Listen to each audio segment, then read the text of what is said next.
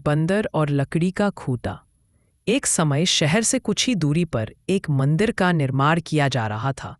वहां लकड़ी का काम बहुत था, इसलिए लकड़ी चीरने वाले बहुत से मजदूर काम पर लगे हुए थे।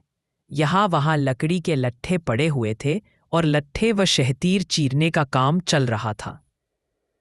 सारे मजदूरों को दोपहर का भोजन करने के लिए शहर जाना पड़ता था, इसलिए दोपहर के समय 1 घंटे तक वहां कोई नहीं होता था।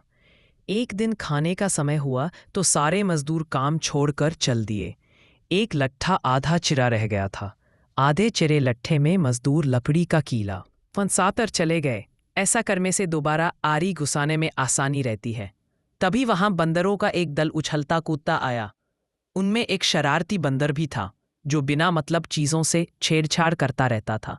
पंगे लेना उसकी आदत थी। बंदरों के सरदार ने सबको वहां पड़ी चीजों से छेड़छाड़ न करने का आदेश दिया। सारे बंदर पेड़ों की ओर चल दिए, पर वो शैतान बंदर सबकी नज़र बचाकर पीछे रह गया और लगा अड़ंगेबाजी करने। उसकी नज़र अधचिरे लट्ठे पर पड़ी।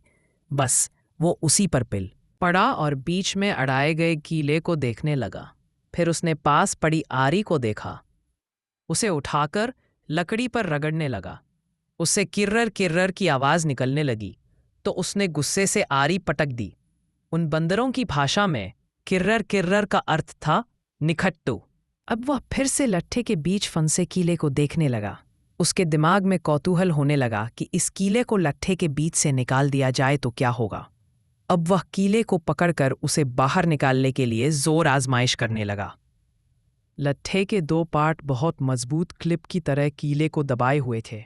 बंदर खूब जोर लगाकर उसे हिलाने की कोशिश करने लगा। कीला जोर लगाने पर हिलने और खिसकने लगा तो बंदर अपनी शक्ति पर खुश हो गया। वह और जोर से खों खों करता कीला सरकाने लगा। इस थींगा मुश्ती के बीच बंदर की पूंछ 2 पाटों के बीच आ गई थी, जिसका उसे पता ही नहीं चला।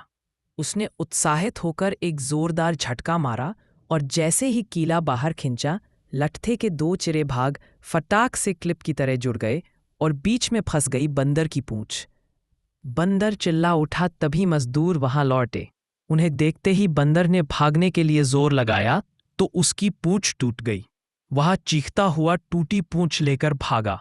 शिक्षा: बिना सोचे समझे दूसरों के काम में टांग अड़ाना अंत में अपने लिए ही दुखदाई साबित हो सकता है।